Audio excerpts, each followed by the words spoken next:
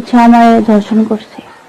মানিকগঞ্জের সদর হাসপাতালের মতো একটা গুরুত্বপূর্ণ জায়গায় এভাবে স্বামীকে বেঁধে রেখে স্ত্রীকে আসতেছিলাম, পরে আমার হাজবেন্ডের গাড়িটা আমি আসতেছিলাম, পরে আমার হাজবেন্ডের গাড়িটা নষ্ট হয়ে গেছে, মানে চার্জ শেষ হয়ে গেছে। পরে এই যে সদর হসপিটালের গেটের সামনে ছিলাম, পরে দুটো সিকিউরিটি গার্ড ছিল, পরে বললো যে ভিতরে আসেন। আসার পরে অনেক কিছু জিজ্ঞেস করলো, পরে হচ্ছে আমাদের দুজনকে আলাদা করলো, ওই নিচতলা রাখছে আর আমার দোতলায় নিয়ে গেছে। তারপরে হচ্ছে আমার ভয় দেখাইছে, অনেক কিছু করছে, এরপরে হচ্ছে আমার ধর্ষণ করছে, দুজনে মিলে ধর্ষণ করছে। ওর আনসার ছিল। আপনারা দেখতেই পাচ্ছেন আমাদের মানিকগঞ্জের মতো জায়গায় এরকম একটা জঘন্য ঘটনা ঘটে গিয়েছে।